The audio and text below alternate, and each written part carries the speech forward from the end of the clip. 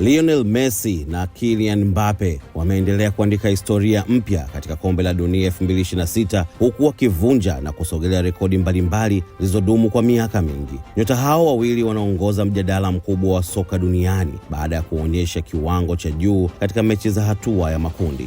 Messi aliingia kwenye kombe la dunia 2026 akiwa anawania rekodi ya mabao ya muda wote iliyokuwa ikishikiliwa na gwiji wa Ujerumani Miroslav Klose baada ya kufunga mabao mawili dhidi ya Austria. Nahodha huyo wa Argentina alifikisha mabao 18 ya kombe la dunia na kuwa mfungaji bora wa muda wote katika historia ya mashindano hayo. Rekodi hiyo imeweka jina lake juu ya orodha ya wafungaji wakubwa zaidi kuwahi kutokea katika World Cup. Kwa upande mwingine, Mbappe anaendelea kumfuatilia kwa karibu Lionel Messi la Pulga. Nyota huyo wa Ufaransa alifunga mabao mawili dhidi ya Iraq na kufikisha mabao 16 katika historia ya kombe la dunia akiwa na umri wa miaka 27 pekee.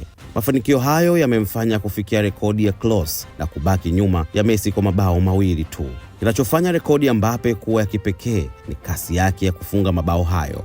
Akiwa anacheza idadi ndogo ya mechi za kombe la dunia kuliko Lionel Messi, tayari amejiweka katika nafasi nzuri ya kuwa mfungaji bora wa muda wote wa mashindano hayo katika miaka ijayo. Wataalamu wa soka wanaamini kuwa ikiwa ataendelea na kiwango hiki, rekodi ya Messi inaweza kuwa hatarini kabla ya mwisho wa World Cup 2026. Mbappe pia anashikilia rekodi ya mchezaji mwenye mabao mengi zaidi katika fainali za kombe la dunia, ikiwemo hat-trick yake ya maarifu dhidi ya Argentina mwaka 2022. Hii inaonyesha jinsi ambavyo amekuwa na mchango mkubwa katika mechi kubwa za mashindano haya tangu akiwa kijana. Wakati Messi akiwa anapigania kuongeza rekodi yake mpya mabao 18, Mbappe naye anaendelea kuwinda historia. Hivyo basi, World Cup 2026 imegeuka kuwa jukwaa la ushindani wa kipekee kati ya vizazi viwili vya nyota wakubwa zaidi wa soka duniani, ambapo kila bao linalofungwa linaweza kubadili historia ya mchezo huo.